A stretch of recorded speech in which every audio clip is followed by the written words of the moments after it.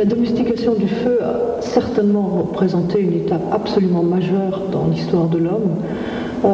Il faut se souvenir que le feu est la première source d'énergie artificielle qui ait été domestiquée par l'homme, qu'en même temps seul l'homme utilise le feu et que c'est donc une rupture complète par rapport au monde animal, et une rupture qui a progressivement induit des changements dans tous les aspects de la vie, aussi bien sur le plan alimentaire, sur le plan de l'éclairage, du chauffage, mais aussi sur le plan technique, puisqu'on va pouvoir travailler beaucoup de matériaux de façon nouvelle grâce à cette énergie donnée par le feu.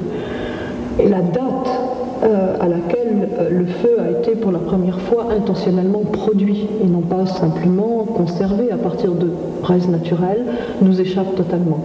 De même que les premières techniques qui ont été utilisées pour produire du feu intentionnellement. Les premiers foyers domestiques qui apparaissent de façon certaine, régulière dans les habitats, ne remontent pas au-delà de 4 à 500 000 ans.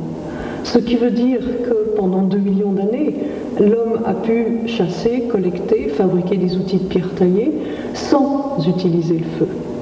Et c'est une des questions intrigantes, pourquoi finalement le feu a-t-il été domestiqué si tard, compte tenu des très nombreux avantages qu'il apportait dans la survie des groupes.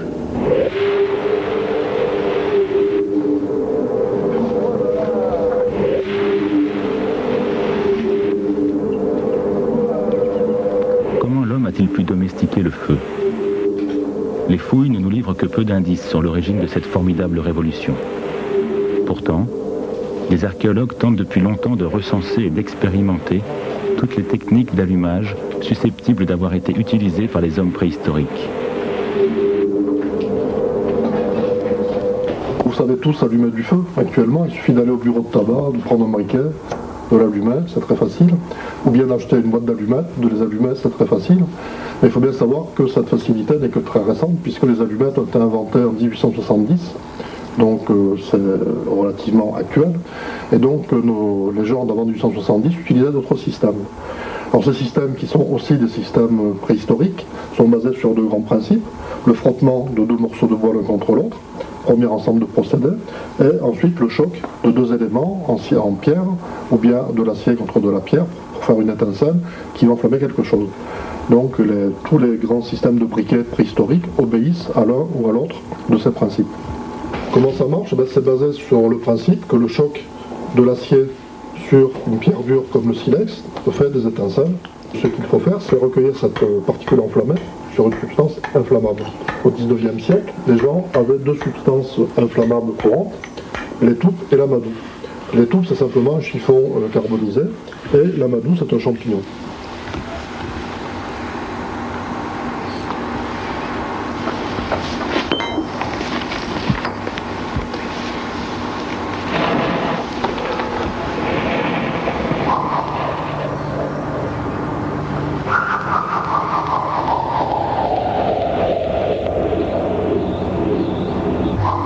C'est le procédé qu'utilisaient les paysans du siècle dernier pour allumer leur pipe, par exemple. Et il y a un décret d'un pape, je crois que c'est Urbain VII à la Renaissance, qui, par une bulle papale, a dit qu'il ne fallait pas fumer dans les églises parce que ça faisait trop de bruit. Actuellement, on ne comprend pas. Et quand on imagine la façon dont les gens dans l'église allumaient leur pipe, on conçoit très bien que ça devait faire un vacarme pas possible. Ces briquets classiques en acier sont apparus à l'époque romane ou gallo-romaine. Les hommes préhistoriques savaient aussi allumer du feu, donc comment faisait-il?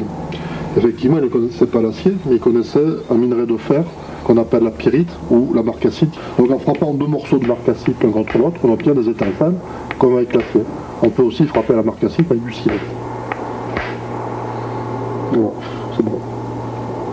Vous voyez la fumée qui sort de l'amadou, c'est qu'une particule, une étincelle, est tombée dans l'amadou, vous voyez que ça fume, donc là il n'y a plus de risque d'extinction du feu. Parce que l'amadou n'est pas enflammé. Ça s'éteint plus.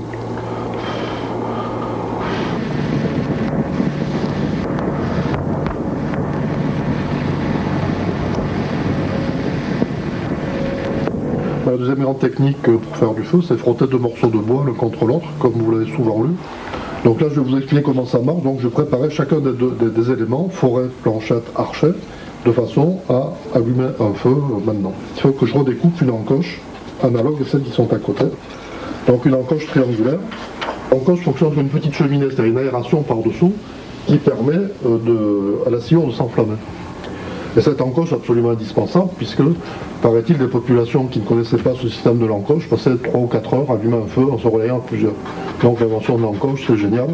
On passe de 3 heures à 20 secondes. Alors le foret, on le pose à la pointe de l'encoche. Alors pour l'empêcher de glisser, je fais une petite cupule au sommet du triangle. J'aplatis déjà, donc ça a déjà moins de risque que ça glisse. Et au bout du triangle, je fais une petite cupule, comme ceci. Donc vous voyez, normalement, s'il y a une cupule, ça risque moins de glisser qu'avant. Alors le foret, il y a intérêt à ce qu'il soit pointu en bas, également pour la même raison qu'il ne glisse pas. L'archet sert simplement à faire tourner le foret, donc il faut enrouler la corde comme ceci autour du foret. Et on pose le foret ici, comme ceci, la pommelle appuie dessus, et vous voyez que en faisant avancer l'archet, on fait tourner le foret.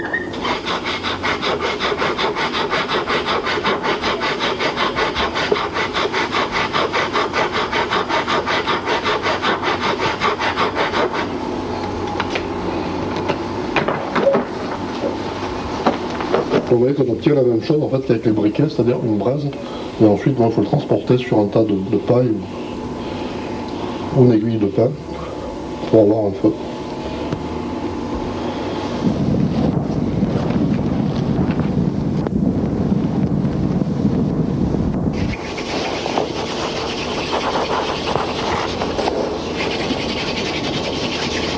C'est une méthode qui consiste à obtenir le feu par friction du bois en utilisant un fourré. C'est-à-dire je fais tourner cette baguette sur elle-même et je l'applique sur une planchette qui est au sol et qui est préparée classiquement avec l'encoche.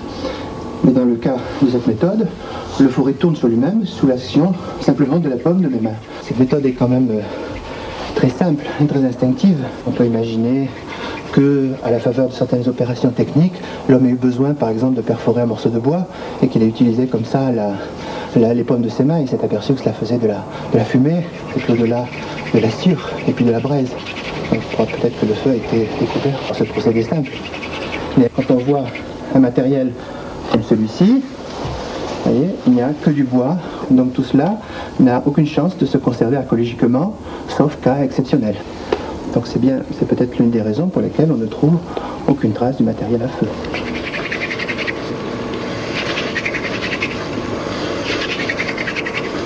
L'image de celui qui se promène dans la nature, qui a besoin de feu et qui le fait en quelques minutes, elle est peut-être là dans certaines régions, mais elle est très difficilement réalisable. Quand on expérimente justement, on se rend compte que produire le feu, c'est une opération difficile. À la limite, on peut imaginer quelqu'un dans le groupe qui est spécialisé là-dedans, qui a le matériel, qui a le savoir-faire.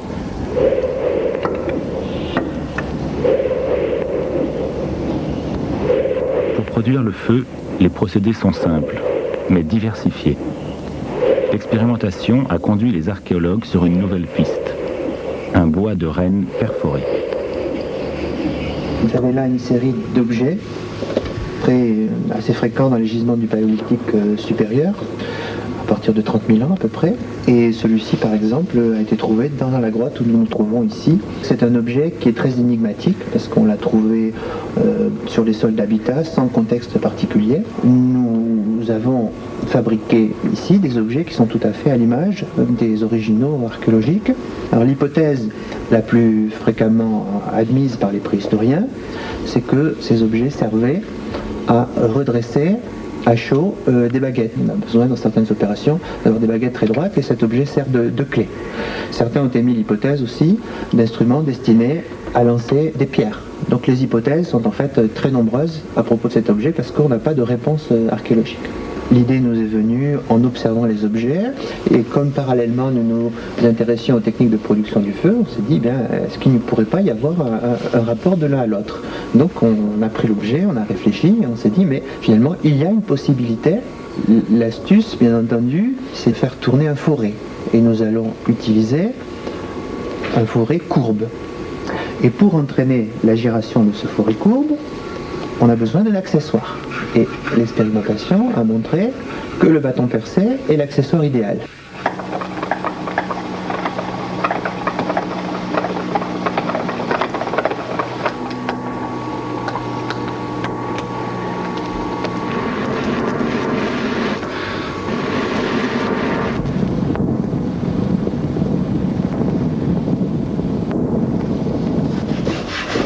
D'autres techniques originales, venues d'Asie, comme la scie à feu, permettent d'obtenir rapidement la braise en frottant 2 bambous l'un contre l'autre.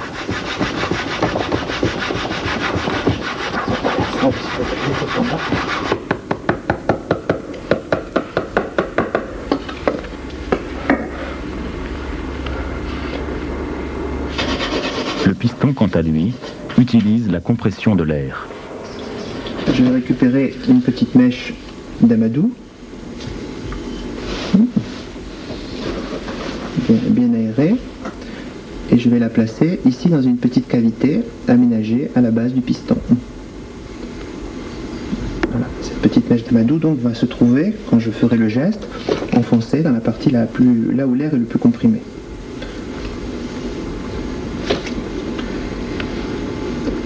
Cette méthode, pour nous, illustre un procédé d'allumage du feu auquel on ne pense pas a priori. Donc on peut comme ça aussi rêver à d'autres procédés qui auraient pu voir le jour et ne pas laisser de traces, ne pas être connus.